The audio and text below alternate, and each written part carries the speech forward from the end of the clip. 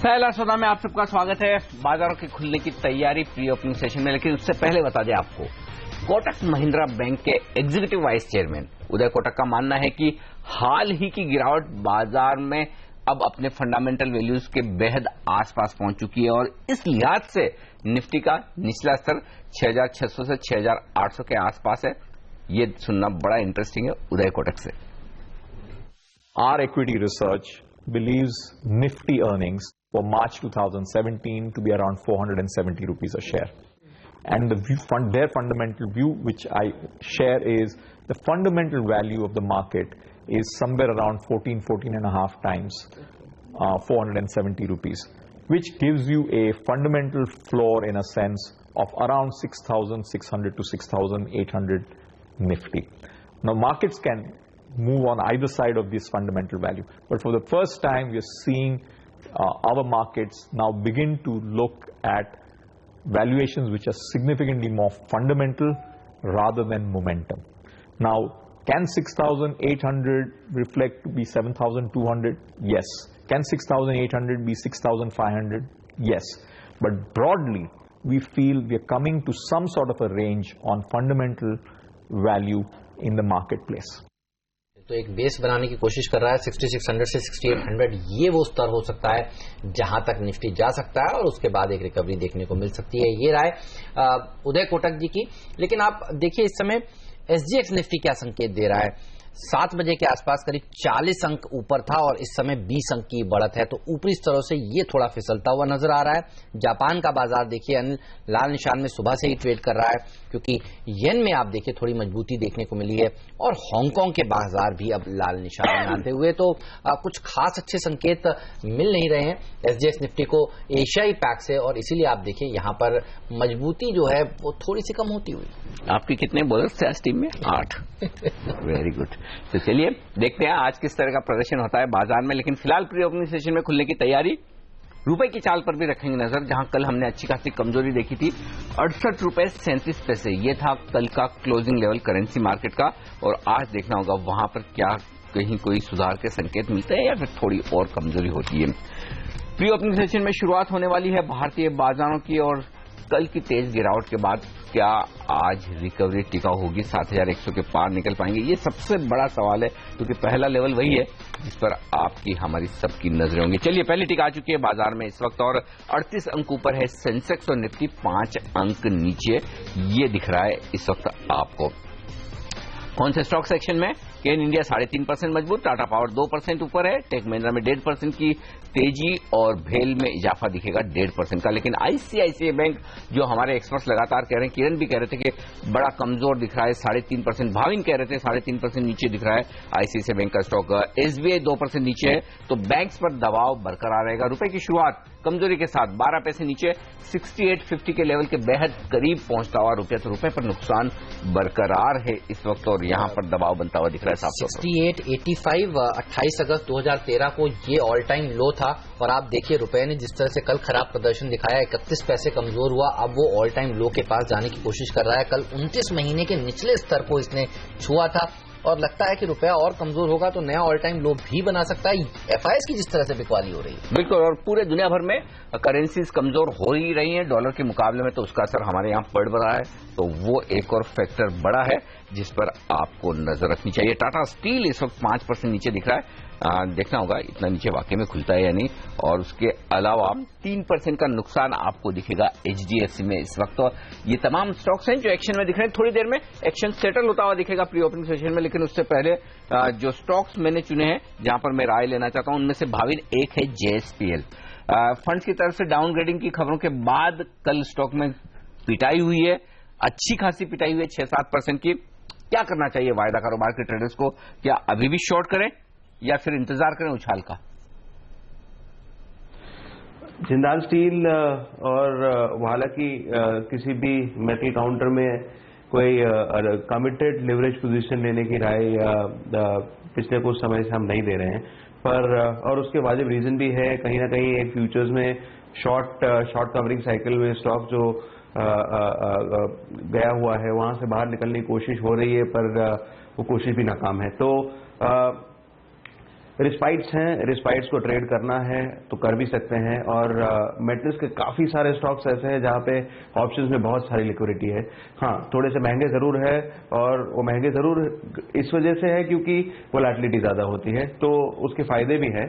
तो अगर सौदा लेना ही है और अगर किसी को पॉजिटिव खेलना है, कंसिडरिंग द फैक्ट दैट 60 के करीबन जो लेवल है वहां पे हो सकता है कि हल्का सा सपोर्ट आ जाए, तो 5930 की कल की क्लोजिंग है मेरे, और कहीं ना कहीं एक ऑप्शंस राइटिंग कम्युनिटी है, वहां पे एक ऐसा एक्सपेक्टेशन बिल्ड है कि एक्सपायरी होगी तो 60 के ऊपर की एक्सपायरी होनी है। तो इस चीज को अगर बेस बना के आर्ग्यूमेंट बेस आर्ग्यूमेंट बना के अगर ट्रेड किया जाए तो एक कॉल ऑप्शन में काम किया जा सकता है। फ्यूचर में लेने की राय नहीं दूंगा।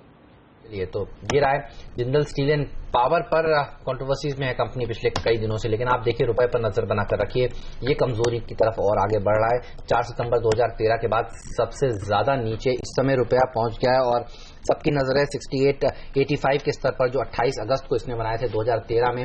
डर यही है कि कहीं ये नए लोस तो नहीं बना लेगा। चलिए इसी डर पर बात करते हैं। हमारे साथ अभिषेक गोयनका आप जुड़ चुके हैं। हाय अभिषेक, गुड मॉर्निंग। क्या लग रहा है आपको, नए लोस बना सकता है रुपया जिस तरह से एफआईएस की तरफ से बिकवाली हो रही है, कि या यहाँ पर आकर आरबीआई इंटरवीन करके इसे सपोर्ट करेगा?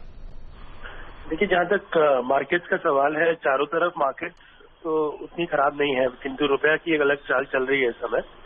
तो 6840 का जो लेवल्स कंसिस्टेंटली मार्केट 2 दिनों से होल्ड कर रहा है, आई थिंक ये वीकनेस की तरफ जा रहा है। तो बाइंग ऑन डिप्स की स्ट्रैटेजी है, थोड़ी और वीकनेस नजर आ सकती है। पूरी मार्केट 6880 की लेवल्स देख रही है जो प्रीवियस टॉप थी। तो अगर खास इंटरवेंशन जिस समय आई नहीं या सेलिंग आई नहीं तो डेफिनेटली 20-30 पैसे और वीक जा सकता है। ओके, लेकिन क्या यहां पर जिस तरह से क्रूड के दाम फिर से बढ़ते हुए दिख रहे हैं और ग्लोबली फिर से जिस तरह से डॉलर मजबूत होता हुआ दिख रहा है, वो भी एक फैक्टर हो सकता है क्या रुपया 69-70 की रेंज में फिर से जाता हुआ नजर आए, वहां पर नए लोज बनाए? क्योंकि अब लोगों को काफी डर ये लग रहा है कि अगर करेंसी मार्केट में नए लोज बनाए तो फिर इक्विटी का क्या होगा, या फिर इक्विटी की वजह से करेंसी मार्केट में कमजोरी हो रही है? देखिए, ये एक्चुअली इक्विटी के कारण ही करेंसी मार्केट्स में कमजोरी हो रही है। अच्छा, दूसरा एक और चीज है अभिषेक, डेट में भी अभी एफआईएस की बिकवाली शुरू हो गई है क्या? नहीं, कुछ खास सेलिंग नहीं आ रही है डेट में, बट ये इक्विटी का मोमेंटम ज्यादा हो रहा है जिस कारण से रुपए में वीकनेस नजर आ रही है। और इंटरनेशनली रुपए हमेशा से थोड़ा कोरिलेशन की बिगड़ी रहती है। तो इस समय जो आप देखें, उस समय जब पूरी मार्केट गिर रहे थे तो रुपए में वीकनेस आ नहीं रही थी, फिर अचानक से वीकनेस आई, और अब जो पूरे मार्केट्स इंप्रूव हो रहे हैं तो इंडियन इक्विटी मार्केट्स थोड़ी डाउन है और रुपए में स्ट्रेंथ नहीं आ रही है। बट एक स्ट्रेट वे रन डाउन नहीं होगा, मुझे लगता है 2 तरफा मूवमेंट होगी, बट ओवरऑल यूएस डॉलर रुपए में अभी बाय ऑन डिप्स का ही स्ट्रैटेजी मेंटेन करें।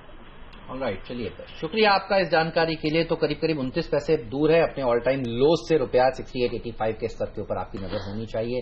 देखना होगा इन स्तरों पर आरबीआई की तरफ से इंटरवेंशन होता है बैंकों के द्वारा डॉलर बेचकर, या फिर और करेंसी कमजोर होती है। लेकिन आप देखिए केन इंडिया, ये वो ऐसा स्टॉक है जो कमजोर खुलने की तरफ आज संकेत दे रहा है। 2.5% नीचे ये आज खुलेगा।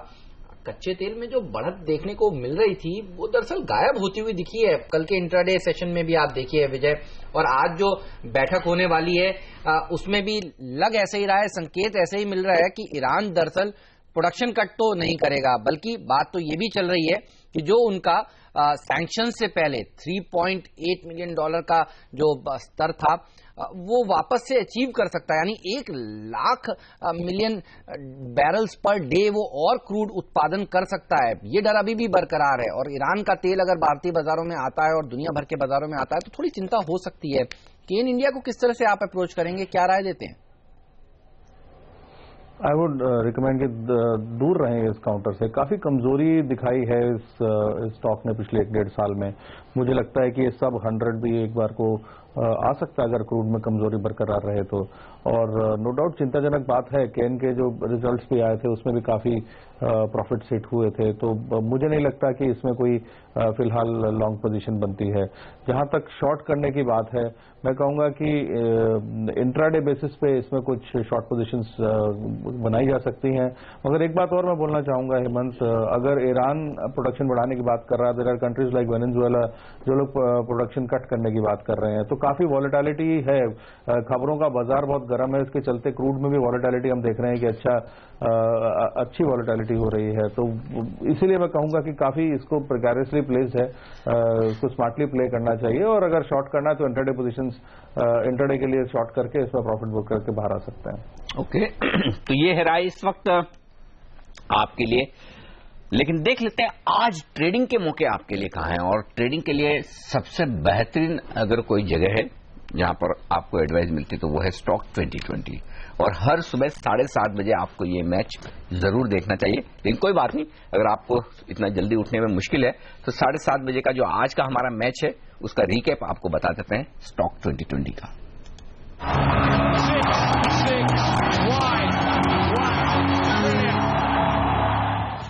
चलिए फटाफट से पूरी की पूरी टीम आप इस समय देख लीजिए। ल्यूपिन को हमने इस वजह से रखा है क्योंकि इसके अंदर एक बायबैक हो सकता है 24 तारीख को। प्राइसिंग बड़ी इंटरेस्टिंग है, 2200 तक की अपर लिमिट है, जिसमें अभी 1700 का दाम चल रहा है, तो प्रीमियम पे बायबैक हो सकता है मैनेज प्रमोटर की तरफ से। इसके अलावा केसोराम पे भी आप नजर रख सकते हैं, इस पे 180 करोड़ रुपए जुटाने की खबर आई है सामने। जस्ट डायल पे भी आप मोमेंटम रखें, इसका भी बायबैक 25 तारीख को है, और प्रमोटर शायद इंडिकेट करने की कोशिश करेंगे कंपनी में कुछ ज्यादा दिक्कत है नहीं, इसलिए एक अच्छा मूव आज के देखने को मिल सकता है सेशन में। ओबीसी पे आप नजर रख सकते हैं, क्योंकि अगर एफडीआई लिमिट सरकार बढ़ाती है, इसको लेकर कोई बड़ा बयान आता है तो नो डाउट सरकारी पीएसयूज बैंक के अंदर कुछ हद तक मोमेंटम बनेगा। विजया बैंक के अंदर 74% प्रमोटर्स का स्टेक है, थोड़ा भी स्टेक सेल होगा तो बड़ा बेनिफिट मिलेगा। इसके अलावा सन फार्मा पे आप नजर रख सकते हैं, अगर सरकारी फैसला लेती है कि इंपोर्ट कट किया जाएगा बल्क मेडिसिन का, तो बड़ी फार्मा कंपनी जो कि भारत में सन फार्मा को बेनिफिट मिलेगा। इसके अलावा पावर फाइनेंस कॉर्पोरेशन के प्रोविजनिंग बड़ी है, नुकसान वो खार्ड को पुल बैक का फायदा, डिश टीवी को अंदर एफआईज बिकवाली कर रहे हैं, और साथ ही फ्री हिट जो है वो लीच इंजीनियरिंग को ऑर्डर की खबर है। और मेरी टीम पर नजर डालिए, आप देखेंगे 8 गेंदबाजों को टीम में आज शामिल किया है, 2 ही बल्लेबाज हैं, और 8 गेंदबाजों में से जो 5 हैं वो दरअसल पीएसयू बैंक्स हैं। UCO bank, IOB, bank of India, syndicate bank, Canara bank, यहां पर प्रेशर देखने को मिल सकता है। और कल भी आपने देखा किस तरह का दबाव यहां पर देखने को मिला, और एसएनपी ने जिस तरह से बैंक्स के ऊपर अब अपनी चेतावनी दी है, अगर पूंजी सरकार ने नहीं डाली तो यहां पर दबाव देखने को मिल सकता है, डाउनग्रेड का खतरा मंडरा रहा है। इन बैंकों के ऊपर आपको नेगेटिव रहना चाहिए। और पावर और स्टील से बड़े एक्सपोजर वाली company Jindal steel and power पर भी सिलेक्टर्स काफी बेरिश हैं। फाइनेंशियल टेक्नोलॉजीज के लिए यहां पर एक राहत आती हुई कि हाई कोर्ट ने स्टे लगाया है एनएससीएल एफटीआईएल के मर्जर के ऊपर, और अगली सुनवाई तक एक छोटी सी राहत जरूर इनको मिली है, यहां पर तेजी देखने को मिल सकती है। अशोक लेलैंड के लिए खराब खबर, जिस तरह से इनका 8 साल से पुराना करार टूटा है जापान की कंपनी के साथ, इस पर नजर होनी चाहिए। फ्यूचर रिटेल के लिए अच्छी खबर यहां पर, अगर एफडीआई पास होता है इस बजट में 100% मल्टी ब्रांड रिटेल में, तो एक अच्छी तेजी देखने को मिल सकती है। आईएफसीआई पर बिकवाली की राय सिलेक्टर्स की काफी दिनों से बरकरार है।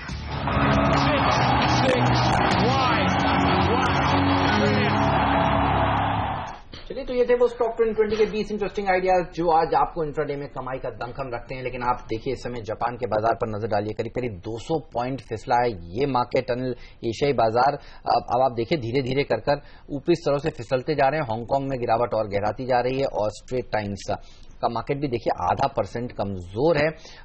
चाइना का मार्केट देख लेते हैं, वो मुश्किल से हरे निशान में बना हुआ है, कभी भी वो भी लाल निशान में आ सकता है। तो एशियाई बाजार आप देखिए बाजार खुलने से ठीक पहले काफी कमजोर होते हुए ऊपरी स्तरों से पिटते हुए।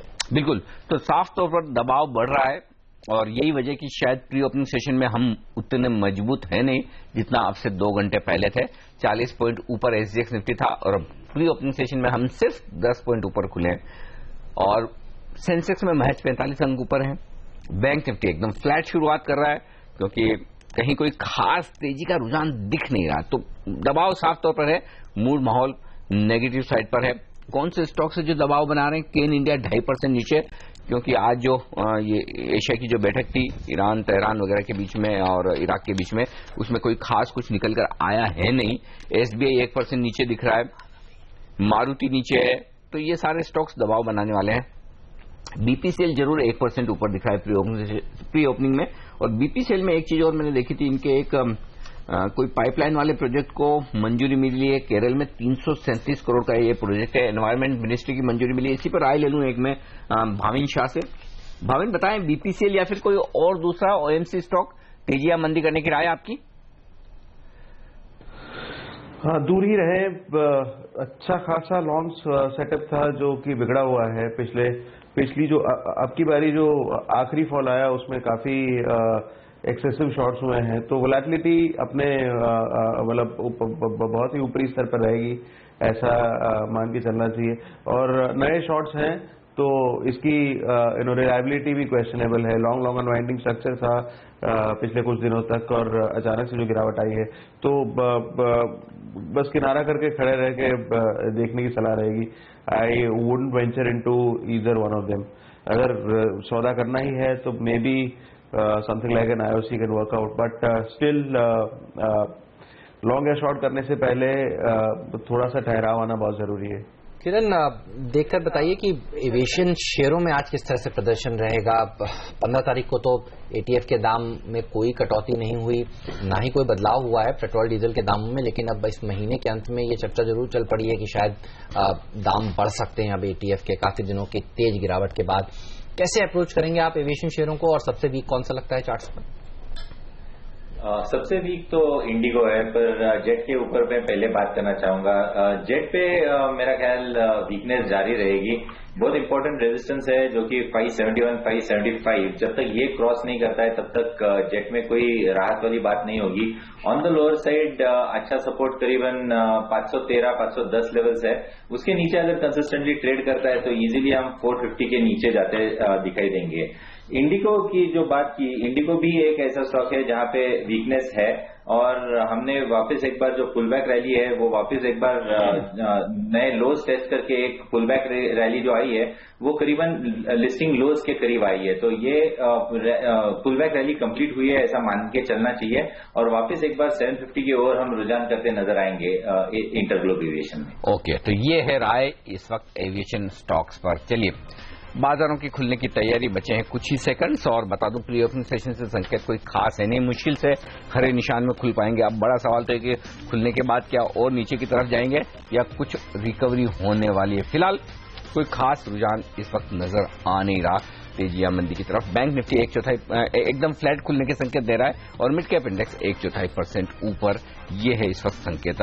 जो स्टॉक्स मजबूत रहेंगे, पावर और फार्मा, ये दो सेक्टर हैं जहां आधा % मजबूत दिख रहे हैं प्री ओपनिंग सेशन में, लेकिन 5% नीचे PSU बैंक, तो सरकारी बैंकों पर दबाव बरकरार रहने वाला है, क्योंकि जो 3 bank syndicate, bank of India और IOB, यहां पर दिक्कतें होंगी। REC PSE पर भी, PFC पर भी नजर रखिए, ये भी कमजोरी के साथ, खासतौर से REC प्री ओपनिंग सेशन में 8% नीचे दिखा है। चलिए, पहली टिक आपकी स्क्रीन पर आती हुई सेंसेक्स और निफ्टी पर 30 अंकों पर सेंसेक्स है, 6 अंकों पर निफ्टी है। अब लाल निशान में फिसलने की तैयारी है सेंसेक्स और निफ्टी की। जी हां, आ चुके हैं। अब मिड कैप इंडेक्स जरूर 1/4% ऊपर है, लेकिन बैंक निफ्टी, हम लगातार यही करें कि बैंक निफ्टी पर ही नजर रखिए। 1% 100 अंक नीचे फिसलता हुआ बैंक निफ्टी, और बैंकों पर दबाव बरकरार है, और यहां से किसी तरह की कोई राहत है नहीं। IOB 7% नीचे है इस वक्त, और सबसे बड़ा दबाव बनाने वाला यही शेयर पहले, लेकिन इससे पहले दिग्गजों के नाम बता दूं आपको। डॉक्टर रेड्डीज आज बायबैक पर बैठक, 2% की मजबूती, BPCL 1.25% मजबूत, सन फार्मा में 1% की रिकवरी, इन्फोसिस 1% मजबूत है, NTPC अपनी मजबूती आगे बढ़ाता हुआ। कमजोर क्या है? केन इंडिया 3% नीचे, PNB 3%, SBI 2% नीचे, वेदांता 2% नीचे, IndusInd, yes, ICICI, bank of Baroda. तो ऐसा नहीं कि सिर्फ सरकारी बैंक नीचे, इवन आप देख सकते हैं कि प्राइवेट बैंक्स पर भी नुकसान साफ तौर पर है। वायदा कारोबार के शेयरों पर राय दूं आपको, मदरसन सुमी 4.5% के नुकसान के साथ टॉप लूजर। इसके बाद बैंक ऑफ इंडिया 4% नीचे, यूनियन, सिंडिकेट, OBC, सारे बैंक्स कमजोर है, लेकिन इनके अलावा जुबिलिएंट फूडवर्क्स ट्रेडर्स का पसंदीदा काउंटर 3% नीचे है इस वक्त। एक साइड में 2.5% का नुकसान। तो ये कुछ एक स्टॉक्स हैं जो कमजोरी की तरफ कारोबार करते हुए दिख रहे हैं। मजबूत क्या है? जस्ट स्टाइल में 4.5% का उछाल इस वक्त दिखेगा आपको। डॉक्टर रेड्डीज की हमने बात की ही, ये स्टॉक्स कुछ एक हैं जो मजबूती दिखा रहे हैं। एचसीएल टेक 1% ऊपर खुलता हुआ, 55 अंक नीचे है सेंसेक्स, 15 अंक नीचे निफ्टी। मिड कैप इंडेक्स में 1/4% से ज्यादा का नुकसान, लेकिन सबसे कमजोर खिलाड़ी है बैंक निफ्टी 1% के नुकसान के साथ 14,000 के बेहद करीब पहुंचता हुआ दिख रहा है। बता दूं आपको कि 14,000 पर बैंक निफ्टी में फुट में हाईएस्ट ओपन इंटरेस्ट है, तो ये लेवल, इस लेवल के आसपास सपोर्ट लेना जरूरी, नहीं तो फिर एक नीचे की बड़ी रिस्क खुलेगी बैंक निफ्टी पे। हेमंत, आपकी नजर कहां है? बैंकों पर ही नजर है। क्रेडिट स्विस की रिपोर्ट भी अनिल यही कह रही थी कि देखिए अगर कोई भी उछाल सेंटीमेंट के लिहाज से देखने को मिलता है बैंकों में, तो वहां पर आपको उछाल में बिकवाली करना चाहिए। मेटल्स पर भी उनकी यही राय थी। आप देखिए केन जैसे शेयर अब कमजोर हैं, 3.5%। वेदांता 2.5% कमजोरी के साथ ट्रेड कर रहा है। माना यही जा रहा है कि आज की जो ईरान, इराक और वेनेजुएला की बैठक होने वाली है उसमें कोई पॉजिटिव आउटकम नहीं निकल कर आएगा, इसीलिए देखिए आप इन शेयरों में दबाव देखने को मिल रहा है। साथ ही आप देखिए जस्ट डायल जो आप अनिल जिसका जिक्र कर रहे थे 5% मजबूत है। दरअसल यहां पर बायबैक 25 फरवरी से 10 मार्च तक खुला रहेगा। इन खबरों के चलते यहां पर तेजी देखने को मिल रही है। बीपीसीएल एक और ऐसा स्टॉक जो स्टॉक्स इन न्यूज में था 2.25% मजबूती के साथ ट्रेड कर रहा है। इन्फोसिस जैसे शेयर मजबूती के साथ आज ट्रेड कर रहे हैं। रुपए की कमजोरी का लगता है फायदा इस शेयर को मिला है। लेकिन आप देखिए गिरने वाले शेयरों में कौन से स्टॉक्स सबसे आगे हैं आज के सत्र में, उस पर नजर रखिए। और वो है साफ तौर पर आईओबी क्रेडिट वॉच पर रखा है इसको एसएनपी ने। बैंक ऑफ इंडिया जहां पर रेटिंग नेगेटिव कर दी है स्टेबल से, और आप देखिए सिंडिकेट बैंक में भी दबाव ही देखने को मिल रहा है। यहां पर जो इनके स्टांस था चिंता वाला वो एसएनपी ने बरकरार रखा है। क्वालिटी स्टॉक्स देखिए मदरसन सुन्नी जैसे किस तरह से आज प्रेशर में आए हैं, 4% नीचे है। पिछले कुछ दिनों से ये दबाव में थे ही और आज यहां पर दबाव और गहरा था। वो एविएशन शेयर भी देखिए इसी डर के चलते कि महीने के अंत में कहीं एटीएफ के दाम बढ़ ना जाए, क्योंकि देखा जाए तो इस बार गिरावट ज्यादा हुई नहीं है कच्चे तेल में इन सब मीटिंगों के चलते। आप देखिए जेट एयरवेज आज कमजोर होता हुआ 2% की गिरावट दिखा रहा है। सुजलॉन जैसे स्टॉक्स आज भी प्रेशर में ही है, तो दबाव देखने को मिल रहा है चौतरफा। और बैंक निफ्टी देखिए 100 अंक नीचे इस समय ट्रेड करता हुआ।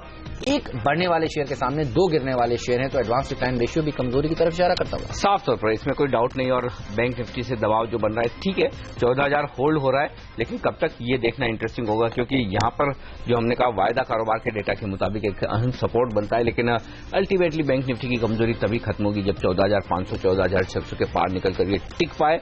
और निफ्टी ने 7,028 का लो बनाया, उसके बेहद करीब इस वक्त कारोबार होता हुआ दिख रहा है, तो जिनके लोस पर है। मिड कैप इंडेक्स में देखिए 0.5% के आसपास का नुकसान इस वक्त आपको नजर आएगा। एक राय निफ्टी पर ही ले ली जाए पहले। भाविन इन लेवल्स पर क्या ट्रेड किया जाए? 7,025 7,030 की रेंज में है निफ्टी स्पॉट पर इस वक्त। स्पॉट की बात करें तो करीबन 7,000 के लेवल की आसपास स्टॉप रख के एक बार ही चांस लेना बनता है सर। इसके अलावा विजय ये बताइए कि चिंता तो एसएनपी को बैंक ऑफ इंडिया, आईओबी और सिंडिकेट की है, लेकिन दूसरे बैंक्स भी, पीएसयू बैंक्स, आंध्रा बैंक 2% नीचे, यूको बैंक 2.5% नीचे। लंबी लिस्ट है उन पीएसयू बैंक्स की जहां पर दबाव देखने को मिल रहा है। यूनियन बैंक देखिए करीब 3% नीचे इस समय ट्रेड करता हुआ। इवन ओबीसी देखिए ये 3% नीचे है। बैंक से अभी भी दूर रहना चाहिए और नीचे के लेवल्स मिलेंगे अगर किसी को लॉन्ग टर्म के लिए खरीदना है, या धीरे धीरे खरीदारी करनी शुरू कर देनी चाहिए। बहुत ज्यादा है। मेरे को चिंता जब बढ़ गई थी जब बैंक ऑफ बड़ौदा 23% तेज हो गया था। मुझे लगता है कि कहीं ना कहीं बैंकों में अभी भी इंट्रिंसिक प्रॉब्लम्स हैं। अभी पार्ट ऑफ द प्रॉब्लम इन्होंने सामने रखी है, जिस तरीके के लॉसेस पोस्ट किए हैं बैंक्स ने, या एनपीएस डिक्लेयर किए हैं, या विलफुल डिफॉल्टर्स डिक्लेयर किए हैं। मेरा एक डर है कि कहीं जो मॉर्गन की जो रिपोर्ट थी एसबीआई के बारे में जिन्होंने 115 120 का स्तर कहा था, तो प्रोबेबली हमें वो ना देखने को मिले, क्योंकि बहुत ज्यादा शॉर्टिंग भी हो रही है बैंक स्टॉक्स में, नंबर 1। दूसरा जो कॉन्फिडेंस है इन्वेस्टर्स का वो शेक हो चुका है और हर भाव पे एफआईआई सेलिंग कर रहे हैं बैंकों में, और हम देख रहे हैं बैंक निफ्टी का क्या हाल है। तो आई एम क्वाइट स्केप्टिक कि अभी बैंकों में स्टेबिलिटी आएगी। मुझे लगता है अभी भी थोड़ा पेन बाकी है और हो सकता है हम निचले स्तर देखें सारे बैंकों में। Look at ICICI bank. अगर आईसीआईसीआई बैंक जो प्राइवेट क्षेत्र का काफी बड़ा दिग्गज है, आज करीब करीब 194 रुपए पर ट्रेड कर रहा है, तो कहीं ना कहीं चिंताएं अक्रॉस बैंकिंग सेक्टर है। मैं ये नहीं कहूंगा कि केवल सरकारी बैंक, मगर विजय एक और राय दीजिए। खबरें ये भी हैं कि सरकार एफडीआई कैप बढ़ाने की बात कर रहा है, 49% करने की बात कर रहा है इन पीएसयू बैंक्स में। कोई पैसा लगाने के लिए राजी होगा क्या? अगर आप एक एफआईआई हैं और आपको पैसा लगाने के लिए एक रूम मिलता है, क्या आप इस तरह के बैंक्स में जहां पर अभी कुछ प्रोविजनिंग की गई है, कुछ और प्रोविजनिंग करनी बाकी है, क्या पैसा डालेंगे? मुझे लगता है जब तक डस्ट सेटल डाउन नहीं होती मैं पैसा नहीं डालूंगा। यानी कि जब तो तक पॉजिटिव खबरें आ भी रही हैं, देखिए वो भी काम कर नहीं रही हैं पीएसयू बैंक से। जब तक ये पता नहीं चले कि एक्चुअल बुक वैल्यू क्या है, तब तक आप डिसाइड भी कैसे करेंगे कि किस वैल्यूएशन पर इन बैंक्स को लेना है, तो वो एक बड़ी पॉइंट होगी जो बैंक्स में देखी जाएगी। लेकिन इस बीच एक स्टॉक जहां पर काफी भारी भरकम वॉल्यूम होता दिख रहा है वो है फ्यूचर कंज्यूमर एंटरप्राइजेज, FCEL। इस स्टॉक को आपके सामने लेकर आएंगे। दो बड़े सौदे दिख रहे हैं मेरी स्क्रीन पर। 3.25 करोड़ शेयरों का कारोबार हो चुका है। जी हाँ, अगर मैं सही पढ़ रहा हूं तो जी हाँ, 3 करोड़ 35 लाख शेयरों का कारोबार NSE पर हो चुका है फ्यूचर कंज्यूमर में। तो और दो बड़े सौदे में पहला तो हुआ है 18 रुपए पर, लेकिन दूसरा 19 रुपए 65 पैसे पर। जी हाँ, 19 रुपए 65 पैसे पर फ्यूचर कंज्यूमर में एक बड़ा ट्रेड हुआ है। हेमंत, आपकी टीम में फ्यूचर कंज्यूमर, फ्यूचर रिटेल कल चर्चा ये चल रही है कि 100% FDI इन मल्टी ब्रांड रिटेल को सरकार इस बार बजट में मंजूरी दे दी। एक पत्र लिखा गया है दरअसल PM को और कहा गया है कि इस तरह का काम करना चाहिए, लेकिन फ्यूचर कंज्यूमर्स नहीं, फ्यूचर रिटेल मेरी टीम में आज शामिल था। लेकिन ये दोनों ही शेयर दरअसल एक साथ चलते हैं। बिल्कुल, तो ग्रुप के शायद अब इसके चलने के बाद हो सकता है फ्यूचर रिटेल का भी नंबर आए, लेकिन फिलहाल एक अच्छी मजबूती इस स्टॉक पर हो रही है। चार्ट पर एक बार राय ली जाए किरण, भारी भरकम वॉल्यूम हुआ है। 3 करोड़ 35 लाख शेयरों का कारोबार मेरी स्क्रीन पर दिख रहा है इस वक्त फ्यूचर कंज्यूमर में। खरीदना चाहिए इन लेवल्स पर? अच्छे सपोर्ट पे है अनिल जी। मेरा मानना है कि इधर खरीदी करनी चाहिए, क्योंकि अप्रैल 2014 से अगर लोज ज्वाइन करते हैं और उसकी ट्रेंड लाइन खींचते हैं तो ये सपोर्ट के ऊपर है। और लेटेस्ट ट्रेंड अगर जून जुलाई 2015 से लेके अगर सारे बॉटम्स ज्वाइन करते हैं तो उसका सपोर्ट करीबन आ रहा है 18 रुपीज 50 पैसे पे। अभी फिलहाल ट्रेड कर रहा है 1985 पे करीब। मेरे ख्याल से इधर से एक बाउंस बैक आना चाहिए और ये स्टॉक थोड़ा सा पॉजिटिव डाइवर्जेंस भी दिखा रहा है। तो मेरा ये मानना है कि इधर से एक अच्छा बाउंस बैक आ सकता है 25-26 लेवल्स तक। तो इस मूव के लिए ट्रेड करना है, मोमेंटम ट्रेड करना है तो बिल्कुल ट्रेड इनिशिएट करना चाहिए। चलिए, तो union minister for food processing Harsimrat Kaur Badal ने ये पत्र लिखा है। देखना होगा कि इस बजट में या आगे चलकर ये काम होता है नहीं। बहरहाल आज वॉल्यूम स्टॉक में अच्छे होते हुए फ्यूचर रिटेल के शेयर पर भी नजर रखिए। लेकिन आप देखिए ना, शायद जैन इरिगेशन F&O के बैन में था और आज जिस तरह से ये दबाव दिखा रहा है, इस पर एक चार्ट चेक लेते हैं। कैसा लग रहा है किरण, ये शेयर चार्ट्स पर देखिए काफी सारे लोग इसके ऊपर बुलिश हुए थे, ये मानते हुए कि शायद बजट में कुछ ना कुछ निकल कर आए, लेकिन प्री बजट रैली तो नहीं दिखने को मिल रही है। प्री बजट सेल ऑफ जरूर देखा जा रहा है। कैसे अप्रोच करेंगे इस शेयर को आप? हेमंत जी, बिल्कुल प्री बजट सेल ऑफ जरूर दिखाई दे रहा है और बहुत इंपॉर्टेंट सपोर्ट्स थे करीबन 55 के। वो 55 के लेवल्स को भी रिस्पेक्ट ना करते हुए हम करीबन 48-20 के करीब ट्रेड करते नजर आ रहे हैं। तो मेरे ख्याल से बहुत बड़ा दबाव स्टॉक में दिखाई दे रहा है। और जिस उछाल में हमने देखा था करीबन 60 रुपए से 75 रुपए तक जो मूव प्री बजट के लिए आई थी, वो ट्रैप होते नजर आ रहे हैं। तो मेरे ख्याल से और भी निचले स्तर स्टॉक दिखा सकता है। और जो आखिरी उसका सपोर्ट है जो कि अगस्त 2013 का जो सपोर्ट है, जो लोज है, वो करीबन 46-47 लेवल्स के करीब है। तो ये लेवल्स टेस्ट होते बिल्कुल नजर आएंगे। ये लेवल्स भी होल्ड करेगा कि नहीं, मुझे जरा सा कॉशियस व्यू रखना चाहिए, क्योंकि ये लेवल्स ब्रीच करते हुए हम जरूर स्टॉक में देखेंगे। क्योंकि हर पुलबैक में हमने छोटे सी ही रैली देखी, पर गिरावट हम बहुत बारी देख रहे हैं। और जब गिरावट हो रही है तो वॉल्यूम बहुत बड़े आ रहे हैं। तो ट्रैप बहुत बुरी तरफ से बुल्स होते हुए नजर आ रहे हैं स्टॉक में। ओके, तो ये है राय इन तमाम शेयरों पर। लेकिन वक्त है हमारे तीनों एक्सपर्ट से विदा लेने का। विजय चोपड़ा साहब, किरण जाधव जी और भाविन शाह साहब, आप सबका बहुत बहुत शुक्रिया CNBC आवाज के लिए वक्त निकालने के लिए और बाजार स्टॉक्स पर अपनी राय देने के लिए।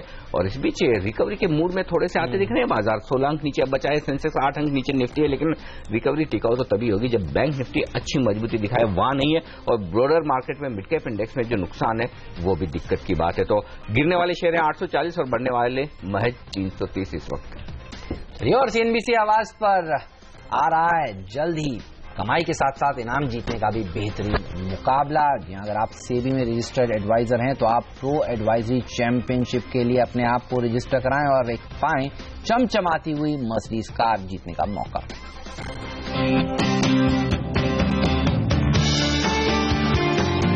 सेबी में रजिस्टर्ड इन्वेस्टमेंट एडवाइजर्स और रिसर्च एनालिस्ट के लिए आ रहा है शानदार मौका, प्रो एडवाइजरी चैंपियनशिप यानी PAC। सिर्फ CNBC आवाज पर आपको मिलेगा इस चैंपियनशिप का पूरा ब्यौरा और शानदार इनाम जीतने का मौका। और इसमें हिस्सा ले सकते हैं इंट्राडे और पोजिशनल कॉल्स देने वाले एडवाइजर्स। ये मुकाबला इक्विटी, कमोडिटी और करेंसी तीनों मोर्चों पर एक साथ चलेगा। तीनों में अपने अपने मुकाबले होंगे और हर रोज सबसे जबरदस्त कॉल देने वाले एडवाइजर्स को मिलेंगे शानदार प्राइज, यानी 10-10 ग्राम सोना, और हर कैटेगरी में चैंपियनशिप जीतने वाले को मिलेगी चमचमाती मर्सिडीज कार। चैंपियनशिप में हिस्सा लेने के लिए आपको सेबी से रजिस्टर्ड इन्वेस्टमेंट एडवाइजर या रिसर्च एनालिस्ट होना जरूरी है। इसके बाद आपको advisoryमंडी.com के रजिस्ट्रेशन पेज पर जाना है, अपना ब्यौरा भरकर रजिस्ट्रेशन करवाना है और आप इस चैंपियनशिप में हिस्सा लेने के लिए तैयार हैं।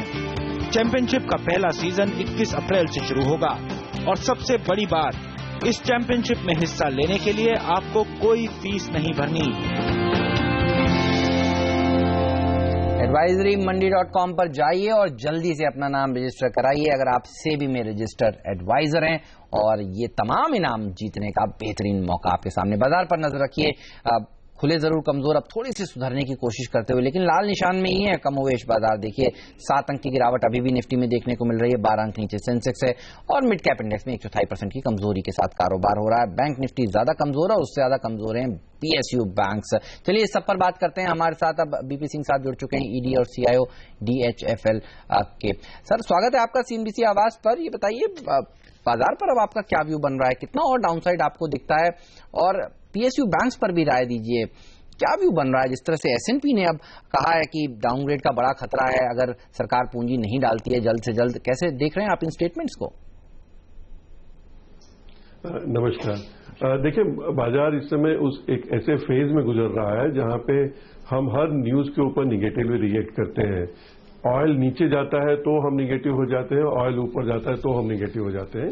तो इस समय बाजार में कॉन्फिडेंस की थोड़ी कमी है और ये किसी न किसी पॉजिटिव न्यूज का इंतजार कर रहा है। मेरे हिसाब से जो सबसे बड़ा पॉजिटिव न्यूज जो इमर्ज हुआ है वो लास्ट 2 दिन में यूनाइटेड स्टेट्स में हुआ है। यदि कल का मार्केट आप ध्यान से देखें तो इसके बावजूद कि ऑयल नीचे था, यूएस मार्केट ऊपर रहा है, क्योंकि उसका वो रीजन ये है कि यूएसए में कंजम्पशन डिमांड आई है, और यदि यूएसए में कंजम्पशन डिमांड आएगी तो दुनिया में जो एक रिसेशनरी फियर मन में है लोगों के, वो कम हो जाएगा, वो खत्म होगा।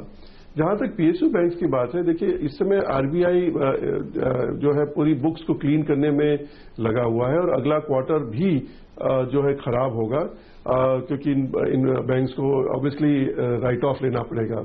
बट ये सही नहीं है कि गवर्नमेंट उसको कैपिटलाइज करने के लिए तैयार नहीं है। गवर्नमेंट ने काफी क्लियरली कहा है कि वो कैपिटलाइज करेंगे, और जिस तरह से राजन साहब ने अपने स्टेटमेंट्स में पास में कहा है कि गवर्नमेंट इंतजार करेगी पहले इन बैंक्स को अपने बुक्स को क्लीन करने में, और फिर उनके पास उनको कैपिटल प्रोवाइड करेगी।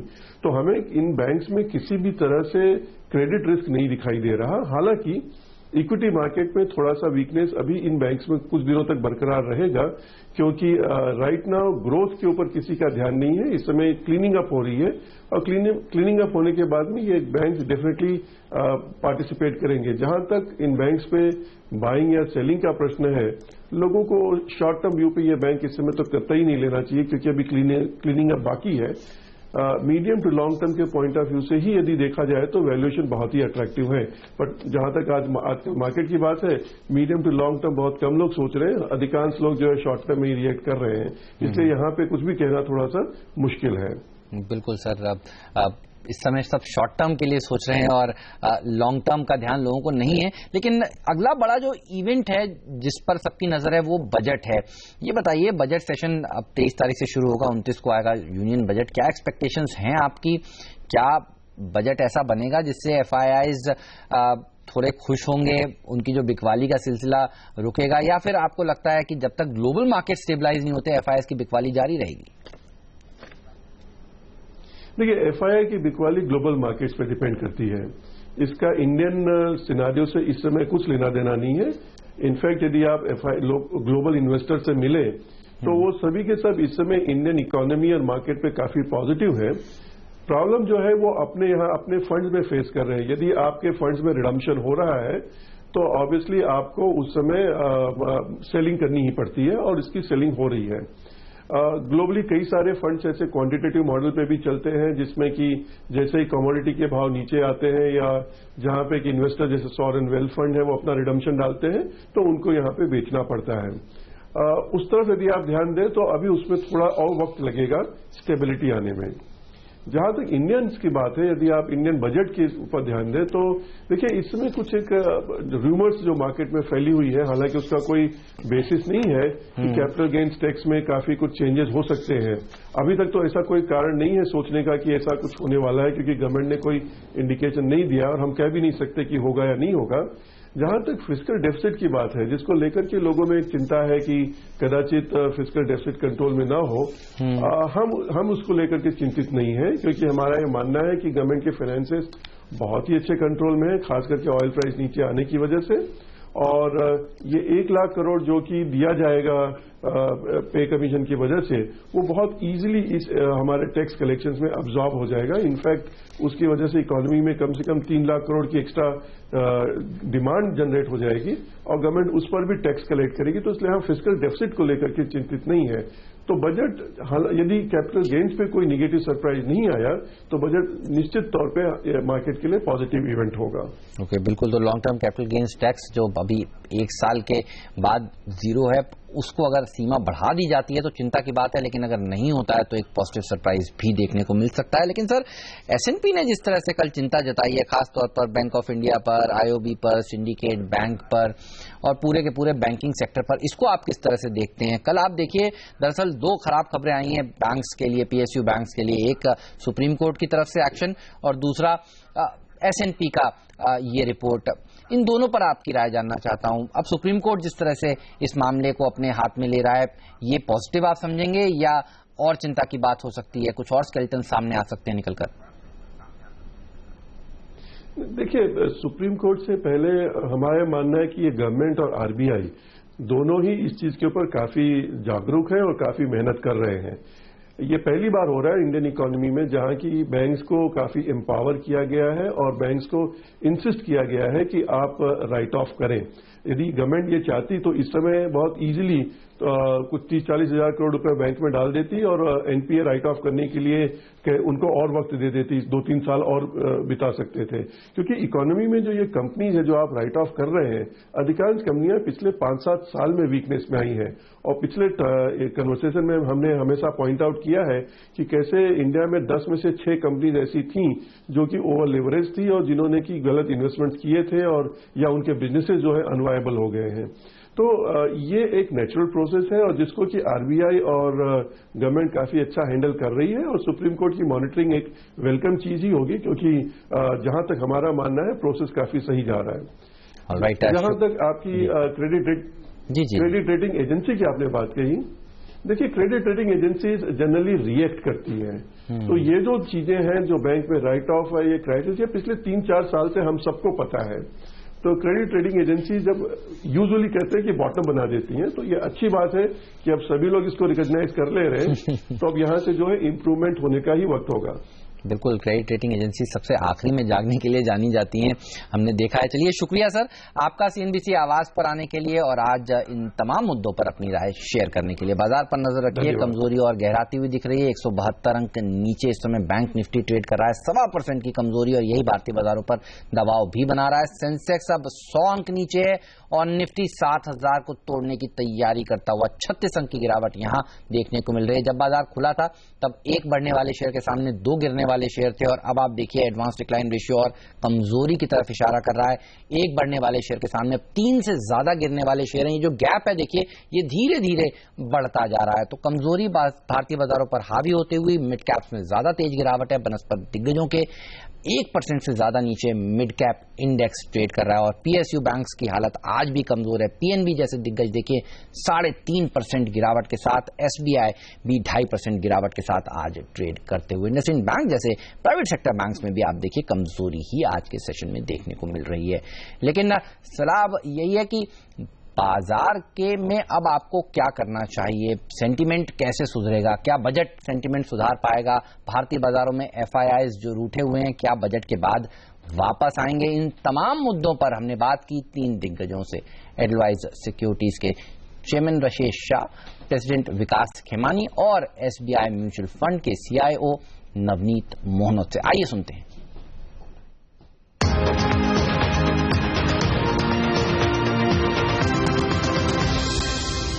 मेरे साथ काफी जाने माने पहचाने हुए लोग जुड़ रहे हैं। सबसे पहले विकास खेमानी, एडलवाइज के प्रेसिडेंट इक्विटीज हमारे साथ हैं, एडलवाइज ग्रुप के चेयरमैन रसेश शाह और साथ ही SBI म्यूचुअल फंड के CIO नवनीत मुनोद भी। आप तीनों से मैं जानने की ये कोशिश करूंगा कि आप मार्केट और इकोनॉमी को कहां ले जाते हुए देख रहे हैं, लेकिन मेरे साथ एक खास मेहमान और हैं और वो भी मार्केट को प्रेडिक्ट करने की कोशिश करेंगे। जी हाँ, धनंजय हमारे साथ हैं और धनंजय भी बड़े जबरदस्त पेंटर हैं और वो बताएंगे कि मार्केट कहां जाने वाला है। तो थोड़ी देर बाद मैं आपके पास भी आऊंगा, लेकिन शुरुआत रसेश सर आपके साथ करना चाहता हूं। जो कुछ मार्केट में हो रहा है, बड़ा डर लग रहा है लोगों को। क्या सब कुछ हो गया है, अभी भी बहुत कुछ होना बाकी है? नहीं, ये जो मार्केट के ऊपर जो अभी आ रहा है प्रेशर, ये तो FII की सेलिंग की वजह से आ रहा है। और इंडिया का स्टॉक मार्केट की जो कहानी है वो एक ही कहानी है कि जब भी FII खरीदते हैं मार्केट ऊपर जाता है, जब भी FII बेचते हैं मार्केट नीचे आता है। तो जहां तक उनकी सेलिंग चालू रहेगी, आई थिंक मार्केट पे प्रेशर तो आता रहेगा। और हमारे मानना है कि आने वाले at least another 3-4 months FII selling will continue, because ये तो ग्लोबल इवेंट है, ग्लोबल लिक्विडिटी रिस्क ऑफ के लिए है।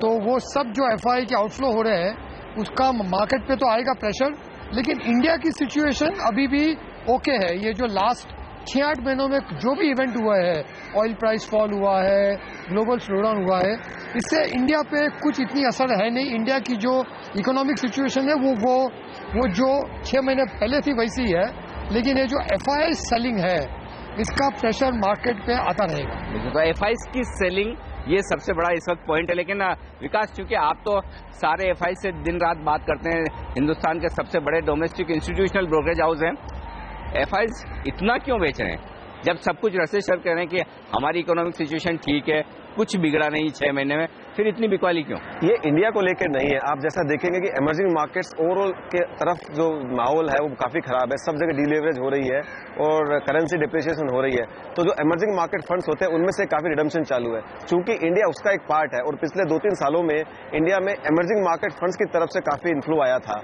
तो वो जो फ्लोज बाहर जा रहे हैं, तो फंड मैनेजर का अगर इंडिया के प्रति व्यू पॉजिटिव भी होगा तो भी उनके पास चॉइस नहीं है, बल्कि बेचना ही पड़ेगा। तो ये उस वजह से बिका जा रहा है। ऐसा नहीं है कि किसी का इंडिया के प्रति रुख नेगेटिव हो गया है, पर जैसा कि अगर कोई आउटफ्लोज आएंगे तो उनको इंडिया में बेचना ही पड़ेगा, और ये जो सिचुएशन है उस वजह से हम इंडिया में इतना आउटफ्लोज देख रहे हैं। लेकिन आप तो काफी डटकर मुकाबला कर रहे हैं, कोशिश कर रहे हैं, पैसा लगा भी रहे हैं। घरेलू म्यूचुअल फंड हमारे काफी अब तक खरीदारी करते आए, लेकिन अब लोग कह रहे हैं कि पैसे खत्म हो रहे हैं। क्या ऐसा कुछ हो रहा है क्या नवनीत जी? नहीं, अभी तक तो फ्लोज ठीक है, थोड़े से कम हो गए हैं। पहले 6-7 हजार करोड़ हर महीने म्यूचुअल फंड्स में आ रहा था, लास्ट 2 महीने से थोड़े से फ्लोज कम हुए हैं। पर आप ये भी देखिए करीब 80 लाख SIPs है इंडस्ट्री में, तो करीब 2.5-3 हजार करोड़ रुपए अभी SIPs के जरिए आने लग गया है। और मुझे लगता है थोड़े से टाइम में मार्केट में थोड़ा स्टेबलाइज होता है, वापस फ्लोज बढ़ जाएंगे। EPFO का काफी पैसा बाजार में आना चालू हो गया है, पेंशन फंड्स का, प्रोविडेंट फंड्स का पैसा आना चालू हो गया है। और जैसा रशेश ने बताया कि FIIs का फ्लो मार्केट को डिक्टेट करता है, बट धीरे धीरे जैसे जैसे डोमेस्टिक फ्लोज बढ़ते जाएंगे, धीरे धीरे मेरे ख्याल में FIIs का इन्फ्लुएंस उतना ही कम होता जाएगा। और मुझे लगता है शायद यहाँ के लोग जो यहाँ के निवेशक हैं, उनका तो अभी भी बहुत कम पैसा है इक्विटी मार्केट में, और वो धीरे धीरे बढ़ता है। ये मार्केट अच्छा अपॉर्चुनिटी दे रहा है। दुनिया में अगर ऑयल के प्राइस कम है, उसकी वजह से FII की सेलिंग है, चाइना में प्रॉब्लम है, तो यहाँ आपको अब स्टॉक सस्ते मिल रहे हैं, फंड्स के NAV गिर गई है, तो बढ़िया समय निवेश करने का।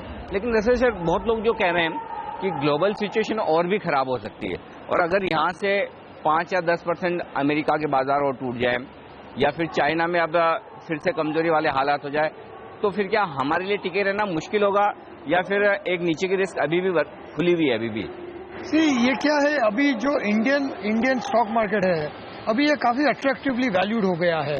तो हम जो ग्लोबल इन्वेस्टर्स है, इंडियन इन्वेस्टर्स है, जब भी उनसे बात करते हैं तो ये कॉन्सेंसस है कि इंडियन मार्केट ये वैल्यूएशन पे काफी अट्रैक्टिव है। अगर और भी थोड़ा और गिरता है तो और भी अट्रैक्टिव हो जाएंगे। तो लेकिन ये क्या है, जब भी मार्केट गिर रहा है उस टाइम पे जो इन्वेस्टर कमिटेड भी होते हैं वो एक बार तो दे होल्ड बैक, वो एक बार तो ये सोचते हैं ये एक बार स्टेबलाइज हो जाने दो। तो ये मार्केट अगर 1-2 महीने साइडवेज पे आ जाएगा, उसके बाद जो भी लॉन्ग टर्म इन्वेस्टर्स है उनका जो कॉन्फिडेंस है वो आ जाएगा वापस मार्केट में।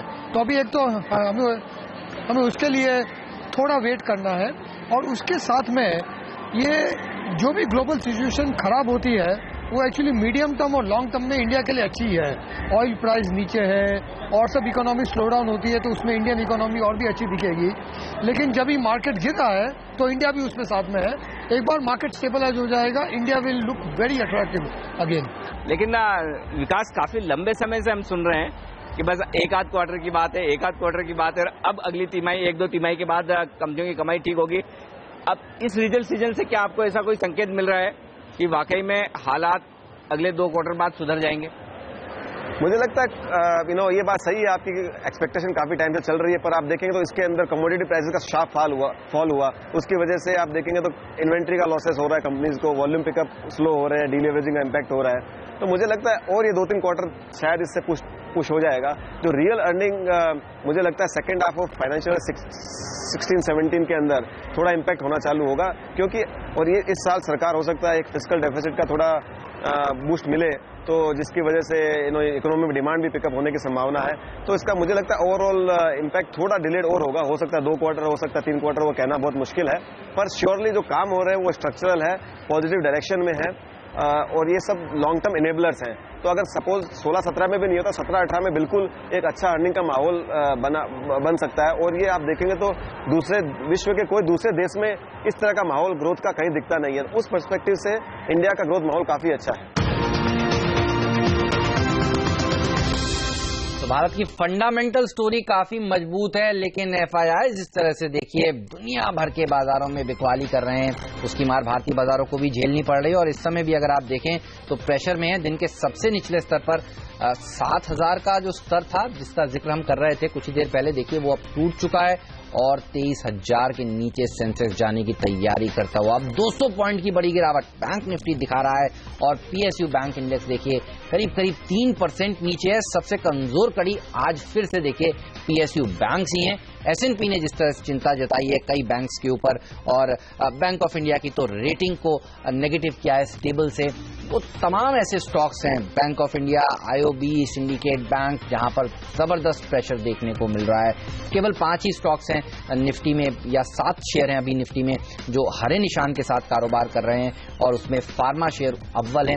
डॉक्टर रेड्डीज क्योंकि यहाँ पर बायबैक के ऊपर आज एक बोर्ड को फैसला लेना है इसलिए मजबूत है, और इन्फोसिस, एनटीपीसी, सन फार्मा, कुछ और ऐसे स्टॉक्स जो मजबूत हैं। बाकी आप देखिए चौतरफा गिरावट का प्रेशर देखने को मिल रहा है। वेदांता जैसे कमोडिटी रिलेटेड शेयर में सबसे ज्यादा गिरावट 0.5% की। लेकिन बाजार की नजर अब बजट पर भी है। बजट सेशन अगले हफ्ते शुरू होने वाला है, 29 को आने वाला है यूनियन बजट। इंडस्ट्री क्या बजट से एक्सपेक्ट कर रही है, चलिए इस पर बात करते हैं, उम्मीदों पर बात करते हैं। हमारे साथ निखिल गांधी जी जुड़ चुके हैं जो फाउंडर हैं, नॉन एग्जीक्यूटिव चेयरमैन भी हैं पिपा ऑफ डिफेंस के। गांधी साहब स्वागत है आपका सीएनबीसी आवाज पर।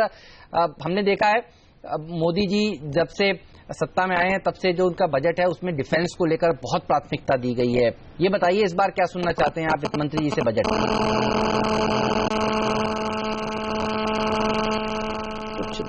आई थिंक कि 2 बड़ी बातें जो आपने कही कि एक तो प्राइम मिनिस्टर मोदी साहब ने मेक इन इंडिया पे बड़ा जोर से स्ट्रेस दिया हुआ है, और इंडिया को इंपोर्ट सब्स्टिट्यूशन की तरफ आगे लेके जा रहे हैं। उसके लिए मेक इन इंडिया की पॉलिसी जो है बहुत मायने रखती है। इसमें 2 तरह की बातें जो कि हमारे हिसाब से होनी चाहिए।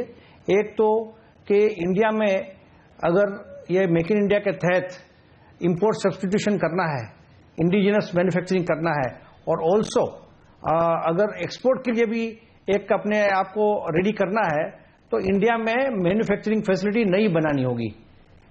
क्योंकि जो एग्जिस्टिंग फैसिलिटी है वो ज्यादातर है गवर्नमेंट सेक्टर में, जिसको डिफेंस पीएसयू बोलते हैं, बहुत अच्छा काम करती है वो लोग, बट वो सफिशिएंट नहीं है। इसीलिए करीब 80% डिफेंस के जो मिलिट्री हार्डवेयर है वो इंपोर्ट हो रहा है। तो जब तक नई प्रोडक्शन फैसिलिटी जिसमें प्राइवेट सेक्टर जोर से उभर के नहीं आती है, तब तक ये मेक इन इंडिया का पूरा बेनिफिट नहीं मिल सकता है। तो मुझे लगता है कि इस तरह के मामले में जॉइंट वेंचर को एक बढ़ावा देना चाहिए। एक तरफ प्राइवेट सेक्टर हो, एक तरफ डिफेंस की कंपनी हो, क्योंकि सरकार की अपनी क्रेडिबिलिटी है, सरकार का अपना दम है, और प्राइवेट सेक्टर का विजन है, इंप्लीमेंटेशन कैपेबिलिटी है, तो दोनों अगर मिलकर काम करें तो सोने पे सुहागा आ सकता है। पास्ट में भी ऐसा एफर्ट किए गए थे, बट कोई कारणों से आगे नहीं बढ़ सका। तो अगर ये डिफेंस में इंडिया को सेल्फ रिलायंट अगर होना है तो नई प्रोडक्शन फैसिलिटी बनानी ही पड़ेगी, और अगर पब्लिक प्राइवेट पार्टनरशिप का अगर इस पॉलिसी को एनकरेजमेंट मिलता है तो ये बहुत अच्छा साबित होगा, ऐसा मेरा मानना है। क्योंकि डिफेंस एक ऐसा सेक्टर है जो कि फॉरेन एक्सचेंज बचा भी सकता है, जो हमारे लिए बहुत मायने रखता है, और फॉरेन एक्सचेंज कमा भी सकता है। बिल्कुल। और उसके बाद में करीब 20 लाख नए जॉब क्रिएट हो सकते हैं। बिल्कुल। तो काफी गुंजाइश है इस सेक्टर में। अगर इस तरह की जो अगर कार्यवाही आगे हो तो काफी गुंजाइश है इस सेक्टर में। और हमने देखा है सरकार ने दरअसल एफडीआई को बढ़ाने की जो सीमा थी वो देखिए 26 से 49% करी है, लेकिन हमने कोई बड़ा डिफेंस का प्लेयर इस समय आते हुए देखा नहीं है भारत में। क्या इसको और ज्यादा बढ़ाने की जरूरत है? क्या 51% करने की जरूरत है? क्या सुनना चाहते हैं आप इस बार बजट में? आपने बहुत अच्छा सवाल पूछा है, और मुझे अब 2 मिनट दीजिए, मैं इसका जवाब सही ढंग से देना चाहता हूं। नंबर 1, एफडीआई अनाउंस करने से एफडीआई कैसे आएगी? डिफेंस पीएसयू में तो एफडीआई अलाउड नहीं है। एफडीआई वहीं आएगी जिसके हाथ में ऑर्डर होगा, जिसके पास फैसिलिटी होगी। तो आज प्राइवेट सेक्टर में एफडीआई आ सकती है, क्योंकि आपने जो एफडीआई खोला है प्राइवेट सेक्टर के लिए खोला है। डिफेंस में तो एफडीआई परमिट नहीं है, तो एफडीआई कैसे आएगी? आपको एफडीआई लाने के लिए प्राइवेट सेक्टर को ऑर्डर देना पड़ेगा, और प्राइवेट सेक्टर के तहत ही एफडीआई आएगी। अनलेस सरकार चाहती है कि पब्लिक सेक्टर को डिसइन्वेस्टमेंट कर दिया जाए, डिफेंस पब्लिक सेक्टर को, तो अलग बात है। तो इसीलिए एफडीआई आ नहीं रही। हालांकि पॉलिसी बहुत बढ़िया है, बट पॉलिसी को इंप्लीमेंट करने के लिए उसका दरवाजा तो दीजिए कि अंदर कैसा है एफडीआई। तो ये बहुत जरूरी है कि प्राइवेट सेक्टर को काम दिया जाए, और इसमें डिमांड सप्लाई गैप बहुत ज्यादा है, और जब तक प्राइवेट सेक्टर को काम नहीं मिलेगा एफडीआई की पॉलिसी ही रहेगी, उसका कोई इंप्लीमेंटेशन हो नहीं सकता है। तो इसलिए जरूरी है कि जैसे हमने कहा कि पब्लिक प्राइवेट पार्टनरशिप के थ्रू एफडीआई आ सकती है, प्राइवेट सेक्टर को काम दीजिए तब एफडीआई आएगी। क्योंकि पैसे लगाने वाले जो है वो इंडियन पार्टनर चाहते हैं, बिल्कुल, और अच्छा इंडियन पार्टनर चाहते हैं कि जिसका कमिटमेंट हो, जिसको समझ हो, और जो इन्वेस्टमेंट करना चाहते हो। बिल्कुल। निखिल जी, ये बताइए, हर बार जब बजट पढ़ा जाता है तो सबकी नजर रहती है कि इस बार बजट के ऊपर सरकार कितना खर्च करने वाली है, कितना ज्यादा एलोकेशन होने वाला है। हमने देखा था FY16 में वित्त मंत्री जी ने कहा था कि 9.46% ज्यादा खर्च वो कर रहे हैं। इस बार क्या फिगर आप सुनना चाहेंगे?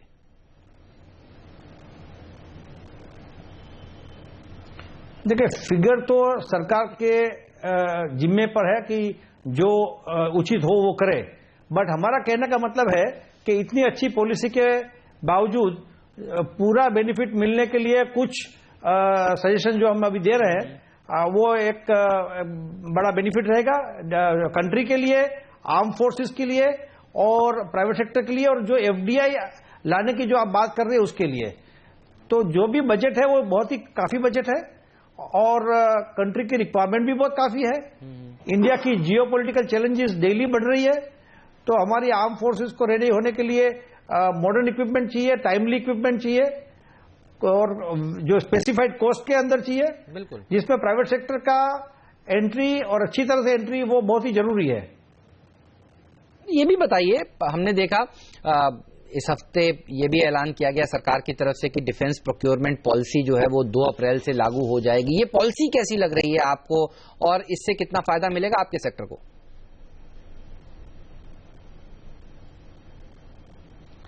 डिफेंस प्रोक्योरमेंट पॉलिसी और जो स्ट्रेटेजिक पार्टनरशिप जो है डॉक्टर आत्रे कमेटी का रिपोर्ट वगैरह की जो बात हम सुन रहे हैं वो बहुत ही एनकरेजिंग है, और इसका जो बहुत ही बेनिफिट हो सकता है। बट क्वेश्चन ये है कि इसको आगे कैसे बढ़ाया जाए। तो आगे बढ़ाने के लिए जो है कि प्राइवेट सेक्टर का इन्वॉल्वमेंट बहुत ही तेज गति से आगे होना चाहिए, और उसमें बेनिफिट अलग अलग तरीके से मिल सकता है। जैसे मेक इन इंडिया है, बहुत बढ़िया पॉलिसी है, तो मेक इन इंडिया के तहत इंडिया में इंडियन एंटरप्रेन्योर को अपना प्रोजेक्ट लगाना चाहिए, और उसी की प्लेटफॉर्म के थ्रू फॉरेन इन्वेस्टर भी अपने पैसे लगाएंगे। आज अगर हमारी कंपनी थी तो हमारी कंपनी में कई फॉरेन इन्वेस्टर आए। बिल्कुल। पीपावाव कोई टाइम में कंट्री का 84% ऑफ एफडीआई पीपावाव के पास था डिफेंस सेक्टर में, क्योंकि और ज्यादा प्लेटफॉर्म थे नहीं जहां पर फॉरेन एक्सचेंज फॉर एफडीआई आ सके। तो अभी इंडिया में एंटरप्रेन्योरशिप की कोई कमी नहीं है। बिजनेस हाउसेस बहुत ही रेडीनेस में है कि वो अलग अलग सेक्टर में army, navy, air force, coast guard, paramilitary, ये सब सेक्टर में अपनी फैसिलिटी लगाने को तैयार है। और जहां फैसिलिटी लगाएंगे और सरकार उनको काम देगी और वहां फॉरेन एक्सचेंज इन्वेस्टमेंट भी आएगा, एफडीआई भी आएगा। बिल्कुल। और बहुत ज्यादा मात्रा में एम्प्लॉयमेंट होगा। तो मेरा नटसेल में कहने का मतलब यह है कि प्राइवेट सेक्टर कंपनी को काम मिलना चाहिए, उसी प्लेटफॉर्म के तहत एफडीआई भी आएगा और सरकार की जो बढ़िया पॉलिसी है उसका अच्छी तरह से इम्प्लीमेंटेशन होगा। बिल्कुल। निखिल जी, धन्यवाद आपका आज समय निकालने के लिए, सीएनबीसी आवाज पर आने के लिए। ऐसा मन में हो जी कि एक सरकार को अगर कहीं मन में हो, हाँ बताइए, तो पब्लिक प्राइवेट पार्टनरशिप के तहत काम शुरू किया जाए। नहीं, बिल्कुल। तो नजरें रहेंगी इस बार बजट पर और देखना होगा सरकार इनमें से कितनी रिकमेंडेशंस को मानती है और किस तरह का एक रूपरेखा तय करती है बजट में। शुक्रिया आपका सर समय निकालने के लिए। और बाजार पर नजर रखिए, तेज दबाव देखने को मिल रहा है। 7000 के नीचे इस समय निफ्टी फिसलता हुआ करीब 200 पॉइंट की गिरावट सेंसेक्स में देखने को मिल रही है। तो जो कल हमने देखा था सेल ऑफ सेकंड हाफ में गहराया था, आप देखिए उसको और बढ़ाते हुए भारतीय बाजार। और अब सबकी नजर है शुक्रवार के जो लोज थे 68-69 पर। देखना होगा कि क्या आज उन लोज को भारतीय बाजार तोड़ देते हैं और उसके नीचे फिसल जाते हैं। सब पर नजर रहेगी। आप बने रहिए सीएनबीसी आवाज के साथ। ब्रेक के बाद कमोडिटी बाजार का भी रुख करेंगे, बताएंगे आज आपको सोना किस तरह से खुल रहा है, क्या वहां पर उछाल बनेगी आज, और नजर रहेगी कच्चे तेल पर भी। मुझे दीजिए इजाजत, नमस्कार।